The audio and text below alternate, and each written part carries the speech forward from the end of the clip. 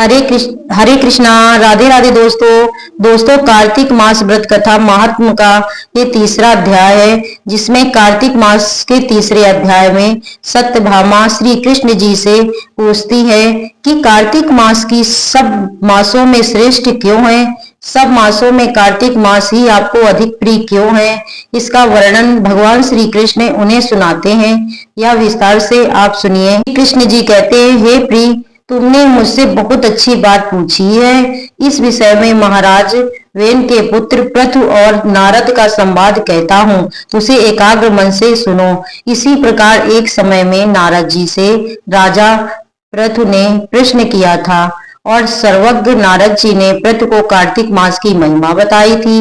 नारद जी ने कहा, हे राजन, बहुत दिन पहले समुद्र का शंखासुर नामक अत्यंत शक्तिशाली और पराक्रमी एक राक्षस पुत्र तीनों लोकों को मत डालने जीत लेने में सामर्थ हुआ।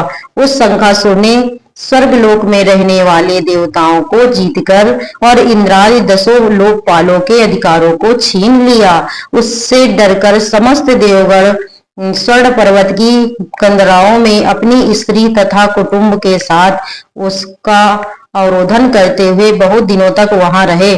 जब सब देवगण सुमेरु पर्वत की कंदराओं में आसन जमाकर निश्चित होकर रहने लगे, तब वह राक्षस सोचने लगा कि यद्यपि मैंने सब देवताओं को जीत लिया है और इनका अधिकार छीन लिया है, तो भी ये लोग बलवान ही ज्ञात होते हैं। अतः अब आपको क्या करना चाहिए?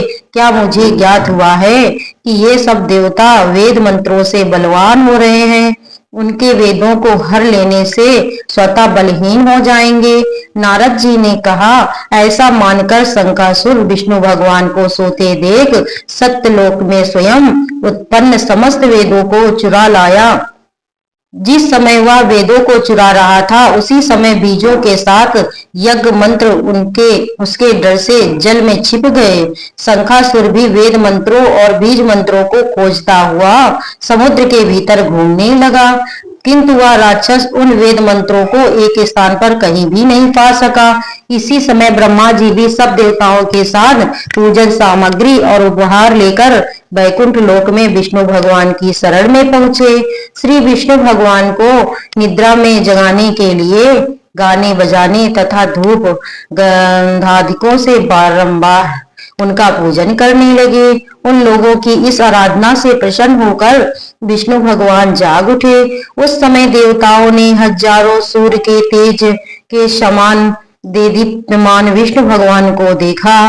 तत्पश्चात देवताओं ने विविध सामग्री द्वारा षोडोपचार से विष्णु भगवान का पूजन करके पृथ्वी पर उनको दंडवत प्रणाम किया। तब विष्णु भगवान ने उनसे कहा, आप लोगों के इस कीर्तन तथा मंगल गान से मैं बहुत ही प्रसन्न हुआ। आप लोग अपना वर मांगो। कार्तिक शुक्ल पक्ष की एकादशी पर्यंत प्रातः काल में जो लोग आप लोगों के समान कीर्तन और मंगल करेंगे, वे हमारे अति प्रिय होंगे और शरीर त्याग करने पर वैकुंठ में आएंगे। यह जो अर्घ, आचमन और जल आदि सामग्री आप लोग हमारे लिए लाए हैं, वे सब अनंत गुणों वाली होकर आप लोगों को आनंदित करेगी। इस प्रकार विष्णु भगवान ने देवताओं से कहा, क्योंकि देवताओं ने भी विष्णु भगवान की सच्चे मन से पूजा की, तो विष्णु भगवान ने उन्हें वर दिया। और जो शंखासुर सब वेदों को चुरा ले गया, वे सब समुद्र में हैं। मैं उस समुद्र के दुष्ट पुत्र को मारकर ले आता हूँ। आज से मंत्र, बीज और यज्ञों के साथ चारों वेद प्रतिवर्ष कार्तिक मास में जल में विश्राम किया करेंगे। अब मैं मत्स्य का रूप धारण करके समुद्र में जाता हूँ। इस प्रकार श्री विष्णु जी ने देवताओं से कहा, और आप लोग भी सब ऋषियों को लेकर हमारे साथ आए।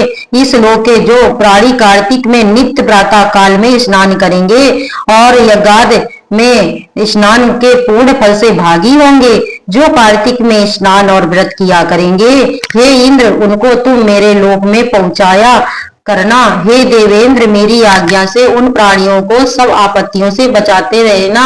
हे वरुण, तुम उन्हें पुत्र पौत्रादि संतान देते रहना। हे धनाधिप कुबेर, मेरी आज्ञा अनुसार तुम उनका धन धान्य बढ़ाते रहना, क्योंकि इस प्रकार का आचरण करने वाला प्राणी हमारा रूप धारण करके जीवन मुक्त हो जाया करता है।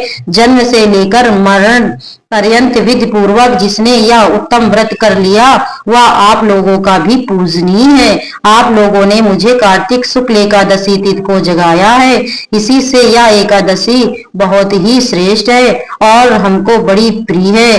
हे देवता लोगों, ये दोनों व्रत विधि पूर्वक करने से प्राणी मेरे समीप पहुंचते हैं। इस प्रकार का न कोई तीर्थ, न कोई व्रत और न कोई यज्ञ है जो स्वर्ग दे सके।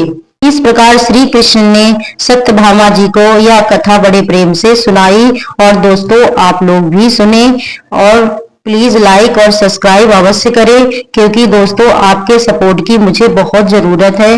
धन्यवाद दोस्तों।